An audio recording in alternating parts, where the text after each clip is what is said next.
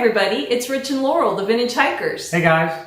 We wanted to go ahead and do that rim to rim video that we talked about because the trip to the Grand Canyon was a life-changing experience for us and really truly did put our feet on the path to considering doing the AT in the future. Definitely a game changer. As we mentioned previously, we're not going to get into the nuts and bolts of how we made the rim to rim happen. We're going to do that in a separate video. So we're going to just kind of start in as if you've already done all your plans and this is what you're going to experience, or at least what we experienced when we took our trip. We're pretty lucky here in Nashville. We've got a direct flight to Phoenix that leaves at dark 30 that puts us in Phoenix pretty early in the morning. Yeah, we got there. By the time we got a rental car and got to the canyon, it was around lunchtime. Even after I screwed around with the rental car for 20 minutes trying to get Android Auto to work. The Trans-Canyon shuttle only has 2 times. It has 8 and 1:30. I can't remember now if we would have made the 1:30, but I don't regret It'd been too tight. Yeah, spending the night. We stayed in the partial view rim cabins at Bright Angel, which was where we'd stayed when we were there in May as well. My personal opinion, I've never stayed in any other places, but it's so awesome to have your own little cabin, be able to look out the window. We love it. Yeah, they're really comfortable. They're really kind of cool, really retro. They were built a long time ago. I can't remember the exact year they were built, but it was quite a while ago. They were awesome. But so, we just we wandered around a little bit, fine-tuned everything for the last minute for our gear, made sure we had everything packed in our suitcase to throw back in the rental car, got a good shower, got a good night's sleep, and got up early so that we could get out on the shuttle at 8. Yeah, the shuttle driver, what's the name of that shuttle service? It's Trans-Canyon. Trans-Canyon, right. There was a van packed full of people with a trailer with everybody's gear. It was like a 4.5 hour ride up around that end of the canyon over there to the North Rim. It's a great trip. Our driver had a lot of experience in the area. He worked at Phantom Ranch. He worked on some of the river rafts. He talked a lot about his experience there. And he talked a lot about the history. It was a great trip. It was really, really fun going over there. And I think we were the only people that actually were staying in the campground. He dumped everybody else off at the lodge, but we had reserved a campsite. It was only like $8. We didn't realize until we got there that we could have stayed in the hiker-biker area for through hikers and people who know there through was bikes. such a thing. Because we didn't have a car, we qualified. But anyway, we got our tent set up, and then there was a little general store that we went and kind of cruised through, looked for anything last minute we might need. They had a ton of stuff in there, and the prices were really good. They had a ton of food, snacks, camping gear. They had everything you could think of in there. Yeah, we had made the decision, since we were lucky enough to get all our meals down at the ranch, we didn't pack our stove. We didn't have any food. We just had to have snacks to get down. Yeah. We met a thru hiker on the North Rim that was going, he was doing the AZT. And we chatted him up for a little while. Really nice guy. He's a multiple Appalachian Trail thru hiker. And we met another camper, a guy that was up there by himself. He had dinner reservations at the restaurant over at the lodge. And so he invited us to go with him, which was awesome. Yeah, we just kind of hiked a little trail over to the lodge. The lodge was just gorgeous. The view was amazing. Food was awesome. And then we hiked back by headlamp because it got very dark. That's the first time I think we ever hiked in the dark. It might have been. Yeah. I know, because I was like, this is weird. But it got really dark and it started to get really cold as soon as the sun went down. We had some really cheeseball headlamps too, but they worked fine. Another gear video. Yeah, the aspens were in full fall color. It was so pretty there. I'm sure there'll be a picture of that overlaid somewhere in this video. There will. So we got up in the morning. We had some family stuff, as we mentioned, to deal with back home. So we didn't get out as early as we had hoped. But we probably got on the trail heading down by, 8 or 9 o'clock. It wasn't terrible. No, it wasn't too bad. It was still really cold, so we had to layer up and layer down on the way to the bottom. And we kind of leapfrogged back and forth with the thru hiker. Yeah, real nice fellow. We chatted him up a few more times. He made us feel pretty good because he said we were pushing him, and so we felt pretty good about that since he was far more experienced than we were. No, definitely. Yeah. We only took one little side trip to Ribbon Falls, and in retrospect, since we had more time at the bottom, we probably, if I had to do over again, I would have kept going and gotten into Phantom Ranch and done that the next day. time of the year we went, it was still very cool at the bottom of the canyon. It wasn't really, really hot. There's an area at the bottom of the trail. It's called the box. You got to be really careful about the heat there in the summertime. You don't want to get in there certain parts of the day. There's really dark rocks around there. It can be really dangerous. So the temperatures get insane. Keep that in mind. If any of y'all are thinking about doing that, it can be kind of bad down there. Yeah.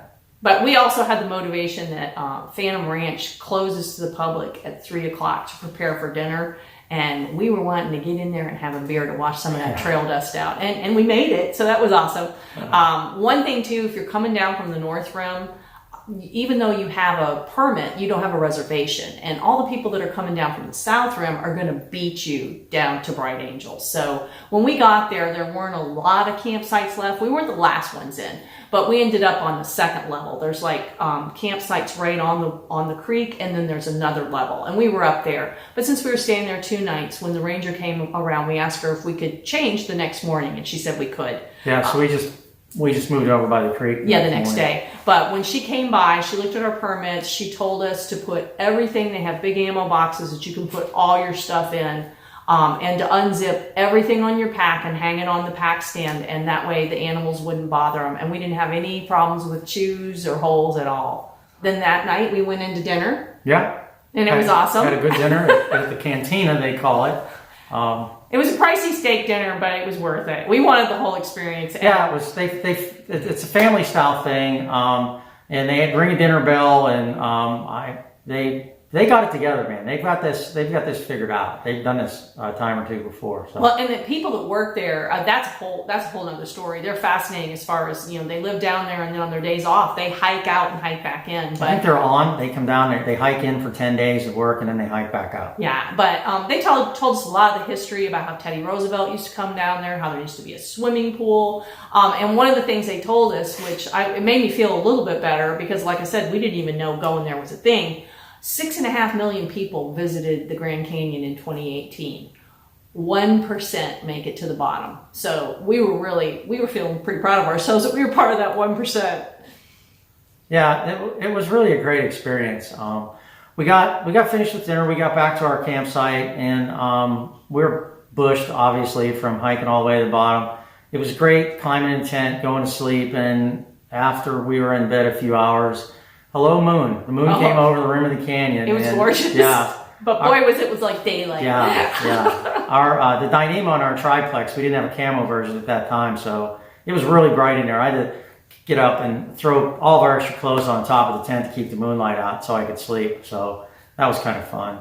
Oh, and so the next day there was a family that was right on the river, directly, like right in front of us, right on the creek. And that night, I'll never forget it. They were cowboy camping, and the kids were probably 6 and 8. Yeah, they were just little kids. Yeah, and they were telling stories. Yeah, it was really awesome. Cool. Yeah, to see I was thinking, what a way to grow up. And so it's kind of like when you ask somebody if you can have their parking space or their table. And we asked them, when y'all leave, can we have your spot? And they said, sure. So once they hiked out, we went ahead and moved down the creek. And it was awesome because we were able to sit there and watch the people going in and out on the mules, watch the supplies go. When those crazy rim-to-rim trail runners running by, would always cheer them on when they'd come by. Yeah, those guys, man, wow, respect. That's crazy. It was fun to watch, and we had gone again on TripAdvisor, and people had told us some little day hikes and loops that we went up way above the river, and then we came down and went right down to the bank. Yeah, great views from up there down to the river. It was really pretty.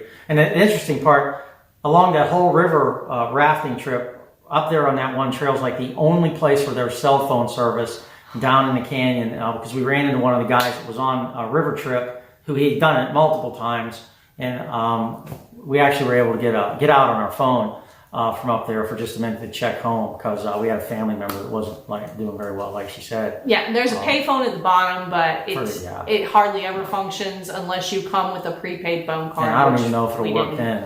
Right. No guarantees on that. However, the rangers are great. We told them what was going on with our family. They let us use their phone at the ranger station to check in. So we were able to stay a little connected. But, the whole point of being down there is to be disconnected, and you can definitely do that. So after that, we came back for the second night. Yeah. Oh, and there is a bathhouse, but we had taken a bath in the creek. I actually went all the way in. The water's freezing cold. It was awesome, and the rocks at the bottom are beautiful. But there are toilets and sinks, but there's a big sign about not bathing in the sink. Just brush your teeth and all that. So we got everything pretty well ready as much as we could. Went to bed, got up in the morning. Our breakfast serving was like 5:45. It was early. And when we came back, we were pretty much ready to hit the trail and head on back out Bright Angel. We chose to go Bright Angel, even though it's a longer hike out. There's water along the way, and it's kind of recommended if you've never done it before to come out Bright Angel instead of South Kaibab. South Kaibab is shorter, but there's not any water. The footbridge across the Colorado was really cool. It was really beautiful. Great view of the water and the canyon, kind of looking both directions. You can see the Kaibab Trail bridge up the river a little bit. Looking forward to doing that trail, hopefully this fall. Well, and as we left, the sun was coming up and the water in the river turned to gold. Oh, it's crazy It was beautiful. beautiful. It's so pretty, which I'm sure there'll be pictures. Yes, there will. One other thing we forgot to mention, we met a thru hiker at the bottom at Bright Angel Campground. His trail name is Golden. What a character. He had hiked up to the South Rim that For day. lunch. Yeah. 18 miles round trip. I'm like, dude, why did you do that? He said, I was hungry. Really an inspiration to see an older guy, white hair down to about here. He was probably at least late 60s, maybe early 70s. I mean, he didn't weigh 100. I bet he didn't weigh 135 pounds. He was just, yeah.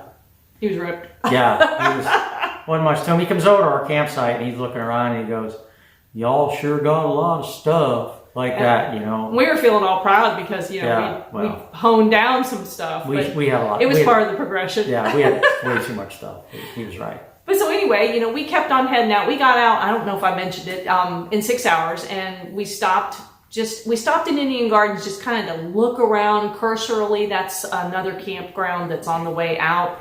And then we stopped at 3 Mile.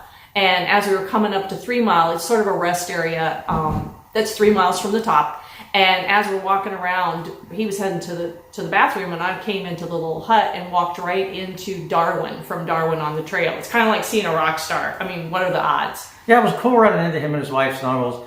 We chatted him up for a little while until Snuggles got bored with us and kind of yelled at Darwin, hey, Darwin, let's kick it. So off they went. We saw him wandering down the trail. It was kind of neat to see somebody like that and actually kind of meet one of the guys that you followed on YouTube for a while. That was pretty cool. Yeah, it really was cool. And I think at some point as we were coming up the trail, it was, we realized that we were able to do it, and it wasn't nearly as hard as we thought it was with the proper training and preparation. And gosh, maybe we could thru hike the AT. Yeah, that started that whole thing about maybe we can do this and what are we going to do and this and that. So we started making some preparations and doing some more training and doing some more camping and a lot more gear, blah, blah, blah, which we're going to do some gear videos for sure to help out. Yeah, and I think that was a pretty serious conversation that we had after we got out, got in the car, went back to Phoenix and caught the plane home. But we did appreciate the comments on our other video about what y'all want to see. We hear you loud and clear. We're going to be doing those gear videos soon because we're looking forward to it, actually. Again, guys, thanks so much for watching. Really appreciate the feedback. Like Laurel says, please subscribe. If you want to hit that like button, please do. Comments, questions. Yeah, really. And remember, less stuff, more fun.